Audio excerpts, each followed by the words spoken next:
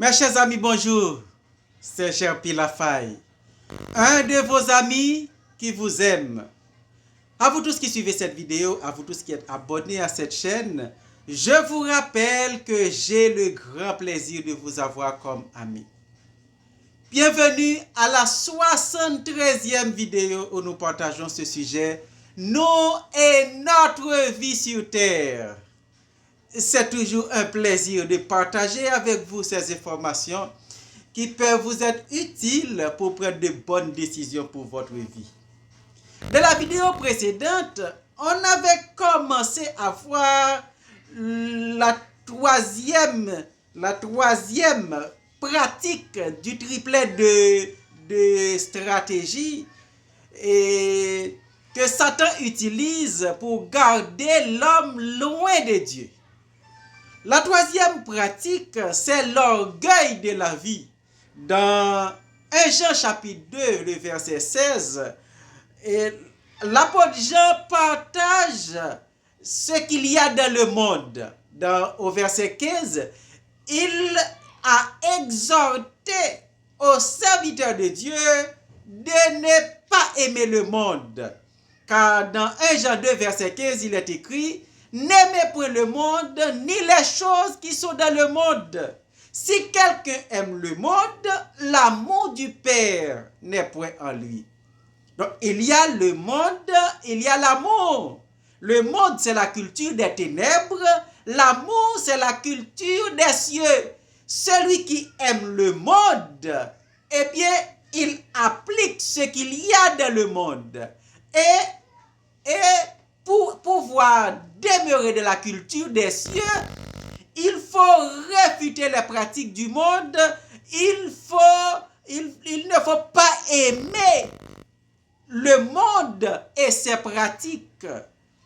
Mais maintenant, au verset 16, il énumère ce qu'il y a dans le monde. Au verset 16, il est écrit: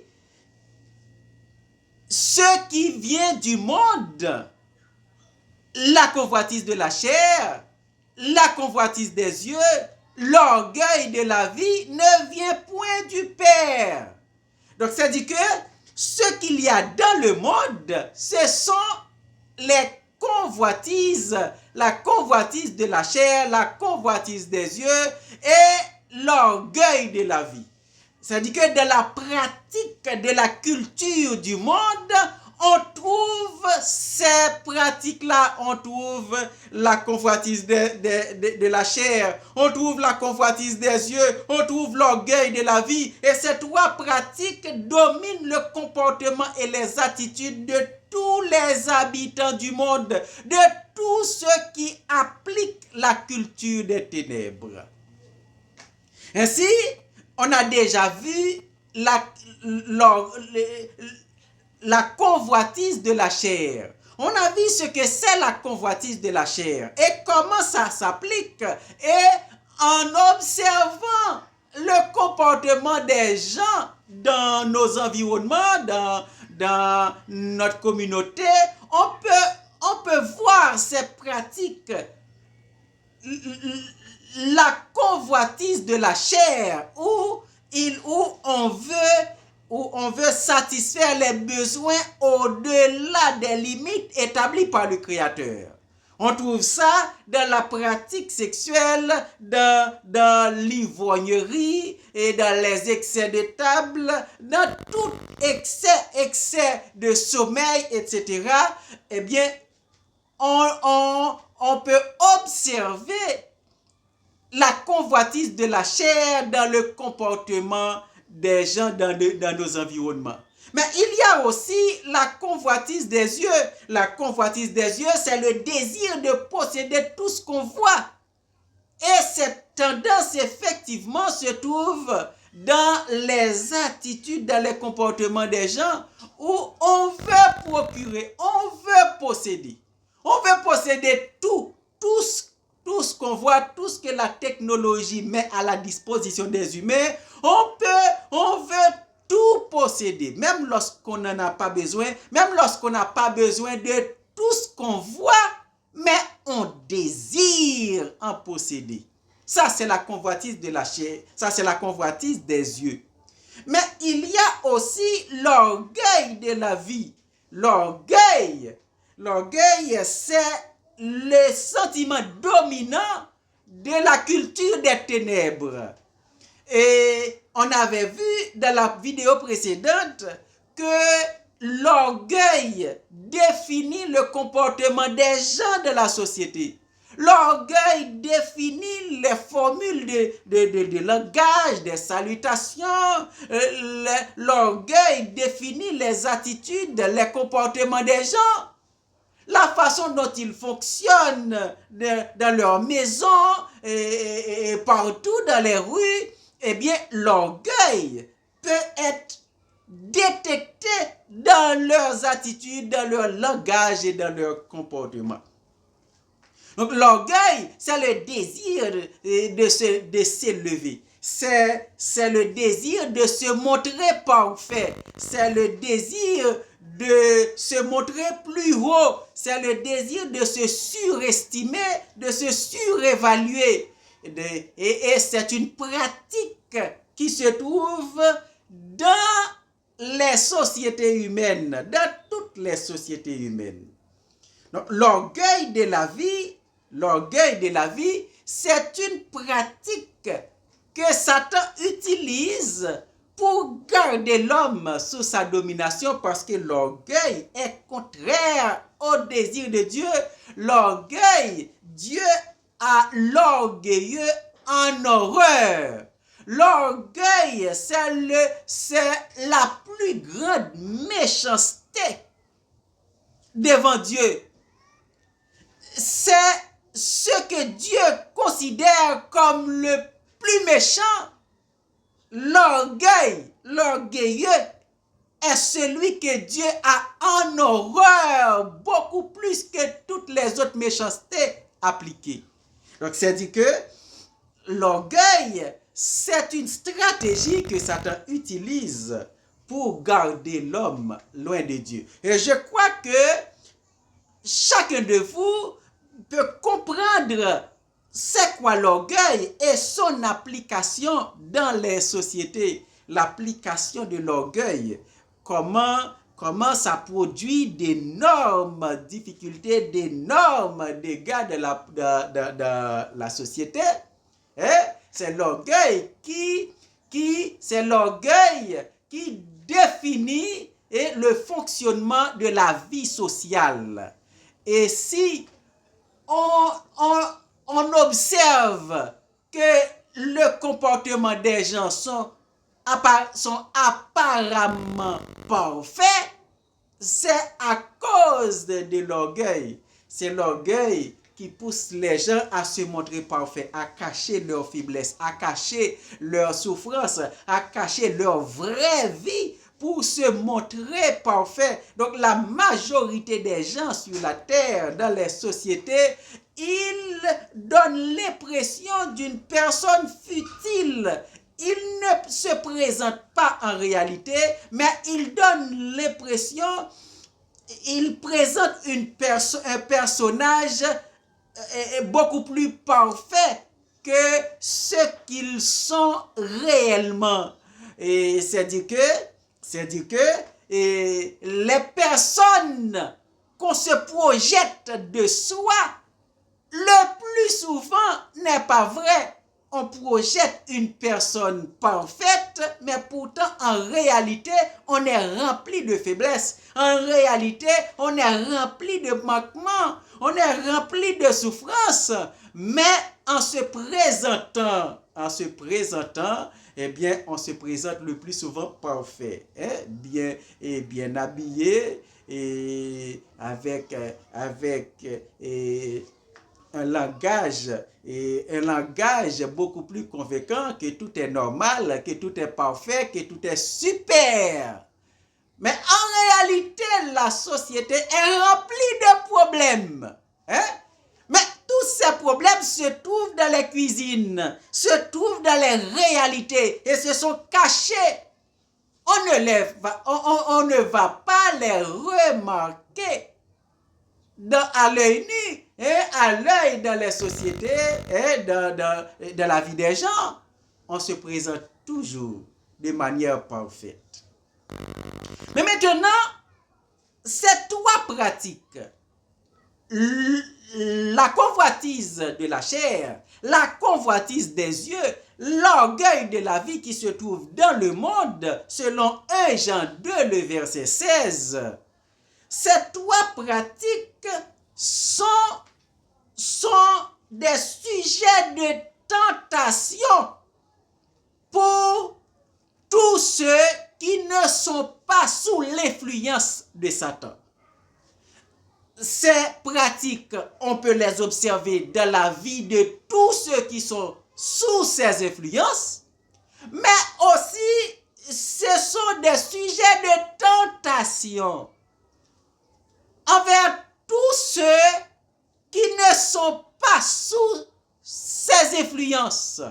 On va remarquer ça, et premièrement en Éden, lorsque Adam et Ève étaient encore dans leur état parfait, étaient encore dans les conditions requises par Dieu, lorsqu'ils n'étaient pas encore sous l'influence de Satan, eh bien Satan voulait les influencer, il voulait les tenter. Eh bien, il venait avec ces trois pratiques-là. Dans Genèse chapitre 3, au verset, à partir des premiers versets, au verset 1er jusqu'au verset 5, on voit l'influence. L'influence où il cherche à les porter à désobéir à la parole de Dieu. Ok? Il leur donne une deuxième parole contraire à celle que Dieu leur a donnée. Au verset 6, au verset 4 et verset 5, il a fait croire à Ève que si elle mangeait le fruit, elle n'allait pas mourir comme Dieu le lui avait dit. Comme Dieu l'avait dit à Adam, il n'allait pas mourir vraiment. Et en lui introduisant ce doute, regardez la réflexion que Ève a fait au verset 6 de Genèse chapitre 3. Il a dit, la femme vit que l'arbre était bon à manger, agréable à la vue, et qu'il était précieux pour ouvrir l'intelligence. Elle prit de son fruit et en mangea. Elle en donna aussi à son mari qui était auprès d'elle, et il en mangea. Mais maintenant, dans la tentation, regardez ces trois éléments de ce triplet de stratégie. La femme vit que l'arbre était bon à manger. Bon à manger, ça, c'est la convoitise de la chair. Bon à manger. Manger, c'est la satisfaction du besoin de consommer. Eh bien, ça, c'est la convoitise de la chair. Qu'est-ce qu'on avait dit de la convoitise de la chair? C'est le désir de consommer. C'est le désir de satisfaire les besoins au-delà des limites établies par le Créateur. Or, qu'est-ce que le Créateur a dit concernant ce fruit? Il ne faut pas manger. Interdiction de manger. Or, elle vit que l'arbre était bon à manger. Alors, le désir de manger est manifesté. Ça, c'est la convoitise de la chair. Elle veut consommer au-delà des limites du Créateur. Le Créateur a interdit la consommation ici. Elle ne devait pas manger. Mais voir que l'arbre était bon à manger, ça a suscité la curiosité de manger et le désir de manger, et manger au-delà des limites établies par le Créateur. Ça, c'est la convoitise de la chair. Deuxièmement, est agréable à la vue. Agréable à la vue. Ça, c'est la convoitise des yeux. La vue, agréable à la vue. Donc, le fait que c'était agréable à la vue, eh bien, c'est la convoitise des yeux. Lorsque on voit, on a le désir de posséder. Et troisièmement, qu'il était précieux pour ouvrir l'intelligence. Que l'arbre, que le fruit était précieux pour ouvrir l'intelligence. Le désir de l'intelligence, le désir de connaître, le désir de découvrir. Ça, c'est l'orgueil de la vie. L'orgueil, c'est le désir de s'élever, le désir de se mettre en premier, le désir de prendre les positions plus élevées. Ça, c'est l'orgueil de la vie. Ainsi, dans la tentation qui était faite à Ève, eh bien, ces trois pratiques ont été manifestées. Et l'une après l'autre, selon l'ordre qu'on trouve dans 1 Jean 2, verset 16, où il est écrit: ce qui est dans le monde, la convoitise de la chair, la convoitise des yeux, l'orgueil de la vie, ne vient point du Père, mais vient du monde. Ces trois pratiques sont détectées dans la tentation de Ève dans Genèse chapitre 3, le verset 6. Et deuxièmement, il y a aussi la tentation qui était présentée à Jésus dans le désert après avoir jeûné pendant 40 jours. Dans le désert, dans Matthieu chapitre 4, à partir du verset 1er, on trouve cette tentation, la conversation entre le tentateur et Jésus. Au verset 3, il est écrit: le tentateur s'étant approché lui dit: si tu es le Fils de Dieu, ordonne que ces pierres deviennent des pains. Si tu es Fils de Dieu. Au verset 2, pour comprendre le contexte, après avoir jeûné 40 jours et 40 nuits, il eut faim. Il eut faim, le désir de manger. Manger, c'est la satisfaction de besoin. N'est-ce pas? Le besoin de manger. Mais voici la tentation. Si tu es Fils de Dieu, ordonne que ces pierres deviennent des pains. Oui, manger, c'est un besoin normal à être satisfait. Le besoin de manger. Mais manger au-delà des limites établies par le Créateur, ça, c'est la convoitise de la chair. Alors, qu'est-ce qu'il dit? Qu'est-ce qu'il a dit? Si tu es Fils de Dieu, ordonne que ces pierres deviennent des pains. Mais Jésus peut transformer des pierres en pains. Il a le pouvoir de le faire. Mais s'il le fait, il obéit à la voix du diable. Or, en obéissant à la voix du diable, on va devenir son esclave, comme en Éden. Il allait appliquer une loi spirituelle, la loi spirituelle trouvée dans Romains 6, verset 16, où il est écrit: on est esclave de la voix à qui on obéit. Lorsqu'on obéit à une voix, on est devenu esclave de cette voix. Et c'est la raison pour laquelle Adam et Ève étaient devenus esclaves de Satan en obéissant à sa voix. Ainsi, Jésus avait le pouvoir de transformer des pierres en pain. Mais s'il le faisait, il allait obéir à la voix du diable. Et pour présenter cette tentation, il utilise la pratique de la convoitise de la chair.